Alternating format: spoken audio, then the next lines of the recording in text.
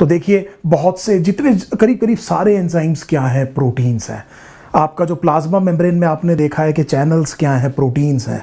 Active transport में क्या इस्तेमाल होता है, प्रोटीन्स। आप देखिए इम्यूनोग्लोबुलिन्स, एंटीबॉडीज़ क्या है, प्रोटीन। आप कार्डियोवास्कुलर सिस्टम में पढ़ के आए हैं, कोलॉइड ऑस्मोटिक प्रेशर जनरेट करने का काम कौन करते हैं, प्रोटीन्स। हीमोग्लोबिन क्या है, protein. So you can easily understand that we are talking of something that carries out most of the functions in the living cell. So बहुत सारे फंक्शंस को ये कैरी आउट करते हैं proteins, and therefore we are not surprised that they are called as something of first importance. पहली चीज ये समझिए कि protein is always a heteropolymer. Protein is always a heteropolymer. Polymer हम समझते हैं कि रिपीटिंग सब यूनिट्स होती हैं मोनोमर की, उनके जुड़ने से जो चीज़ बनती है उसे पॉलीमर, ये हम पहले भी डिस्कस कर चुके हैं। हेट्रो का मतलब ये हुआ कि जितने भी मोनोमर्स हैं वो सब आइडेंटिकल नहीं है। तो जो भी मोनोमर्स कॉन्स्टिट्यूएंट हैं किसी एक पर्टिकुलर पॉलीमर के, अगर वो आइडेंटिकल नहीं है, हालांकि सेम क्लास के जरूर होंगे, they will be amino acids but they will not be all identical, इस तरह के पॉलीमर को आप हेट्रोपॉलीमर कहते हैं। तो यहाँ पर मैं आपको एक एग्जांपल देता हूं। हमने अमाइलोस किया था, स्टार्च की एक फॉर्म है, अल्फा ग्लूकोज का होमोपॉलीमर था, तो उसमें केवल जो है अल्फा ग्लूकोज की रिपीटिंग सब यूनिट्स होती हैं। इसी तरह से हमने सेलुलोज किया था, सेलुलोज बीटा ग्लूकोज की रिपीटिंग सब यूनिट है। इसका मतलब ये दोनों होमोपॉलीमर थे। Protein will never be a homopolymer. पहला पॉइंट तो आपको ये समझ में आ गया। अब इस पर्टिकुलर वीडियो में हम खास तौर पे जिस चीज की बात करेंगे वो इस मोनोमर की बात करेंगे जिसके जुड़ने से क्या बनता है, प्रोटीन बनता है, and these are amino acids. So हमारा जो बेसिक डिस्कशन है प्रोटीन्स के इस पहले वीडियो में, that would be the constituent of the proteins, the monomers that make up this polymer, and they are amino acids. तो देखिए पहली बात बड़े ध्यान से समझिए, एक और क्वेश्चन शुरू में कर लेते हैं। Hundreds of amino acids are known. बड़े ध्यान से मेरी बात सुनिएगा, मैंने क्या कहा कि हंड्रेड्स ऑफ अमीनो एसिड्स हमें पता है, लेकिन इनमें से केवल 20 अमीनो एसिड्स प्रोटीनोजेनिक हैं।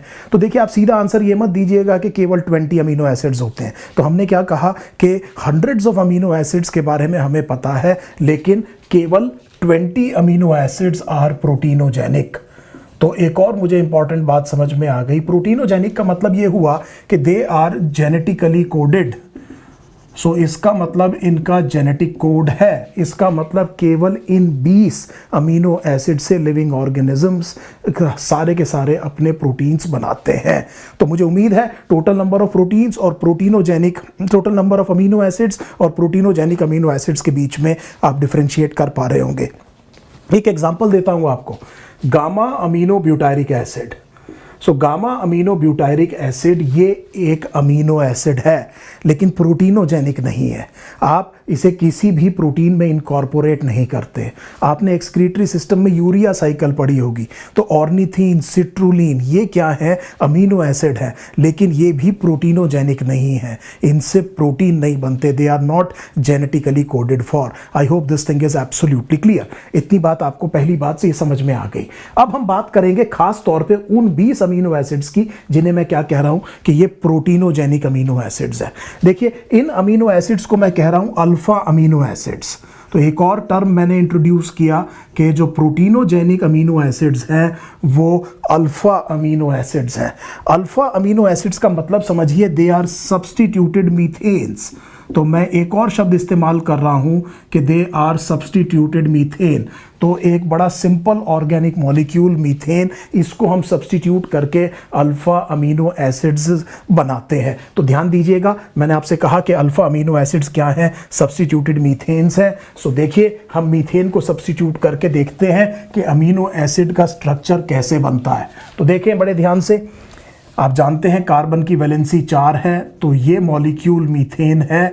इसमें आप कुछ नई चीज ऐड नहीं कर सकते, H को सब्स्टिट्यूट कर सकते हैं, इसकी वैलेंसी पूरी है। तो देखिए यहां पर आपने एक फंक्शनल ग्रुप लगाया, इसे आपने कहा कार्बोक्सिल, और यहां पर एक फंक्शनल ग्रुप अमीन NH2। तो आप देख रहे हैं एक फंक्शनल ग्रुप ये रहा, अमीन ग्रुप है ये, और एक आपने और फंक्शनल ग्रुप लगाया, इसे आपने कहा कार्बोक्सिल। और देखिए यहां पर आपने एक साइड चेन लगाई विच इज R। तो ये चीज़ क्या हो गई, साइड चेन। इस साइड चेन को आपने क्या कहा, R, और एक तरफ आपने H छोड़ा। तो ये अब आप देखिए मैंने मीथेन को सब्स्टिट्यूट करा है और ये एक अल्फा अमीनो एसिड है। तो अमीनो एसिड अल्फा इसलिए कह रहे हैं क्योंकि ये कार्बन अल्फा कार्बन है, इसके ऊपर ये दोनों फंक्शनल ग्रुप इसी कार्बन पर अटैच है। इस तरह के कार्बन को आप अल्फा कार्बन कहते हैं, इस तरह के अमीनो एसिड को आप अल्फा अमीनो एसिड कहते हैं। ये पहली बात मुझे अच्छे से समझ में आ गई। अब अगर आप देखिए कि अगर हर एक अमीनो एसिड में NH2 और कार्बोक्सिल ग्रुप होगा और H होगा, तो ये तीनों तो कांस्टेंट फीचर हो गए। आप केवल R को चेंज करते जाएंगे तो अमीनो एसिड चेंज होता जाएगा।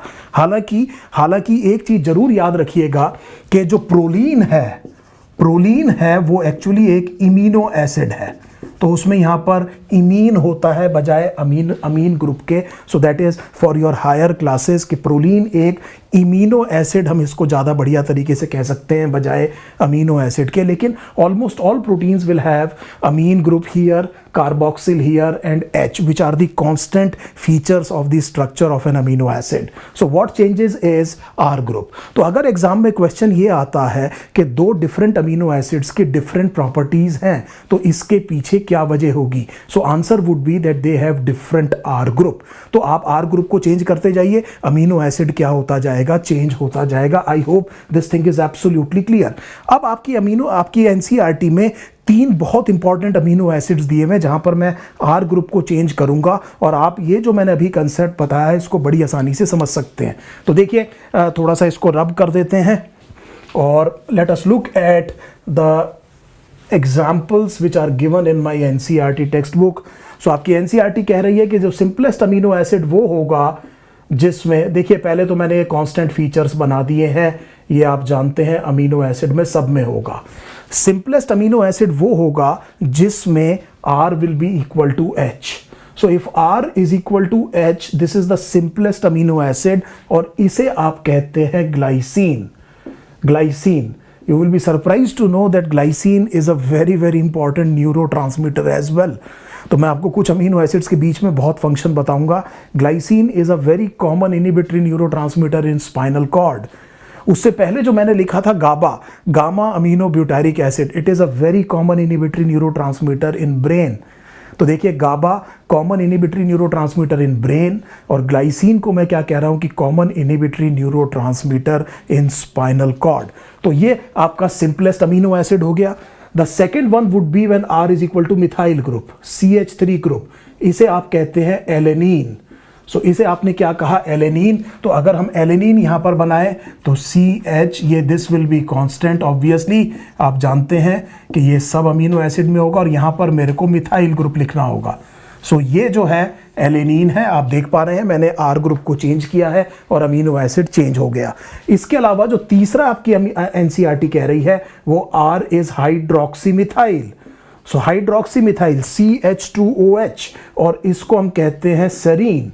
तो ये 3 चीज़ें आपको याद रखनी है। इधर देखिए ये H यहाँ पर आ जाएगा CH2OH, आप जानते हैं ये कार्बोक्सिल ग्रुप है और ये अमीन ग्रुप है। सो ये 3 अमीनो एसिड्स आपको पता होने चाहिए। आपकी एनसीईआरटी में आप अगर देखें तो राइट साइड में जो फिगर्स बनी हुई हैं उसमें भी इन तीनों अमीनो एसिड्स का स्ट्रक्चर दिया हुआ है। सो मुझे ये समझ में आ गया कि मेरा जो क्वेश्चन मैं एक्चुअली डिस्कस कर रहा हूँ वो ये है कि अगर 2 अमीनो एसिड्स की प्रॉपर्टी डिफरेंट है तो वो क्यों डिफरेंट होंगी। तो हमें पता चल गया कि आप उनका R ग्रुप चेंज कर सकते हैं तो फिर वो अमीनो एसिड चेंज हो जाएंगे।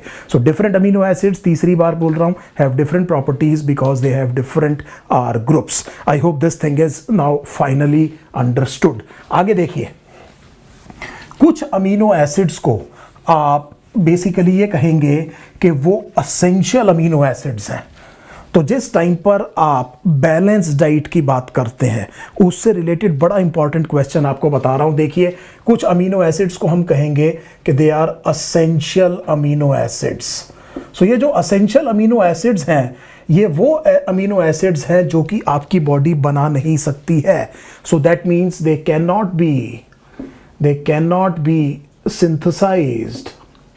They cannot be synthesized by your body. ये आपकी बॉडी बना नहीं सकती है। इसका मतलब they must be they must be present in diet. ये किस में प्रेजेंट होने चाहिए? डाइट में प्रेजेंट होने चाहिए। इसी तरह से एक और कंसेप्ट हमने किया था, असेंशियल फैटी एसिड्स।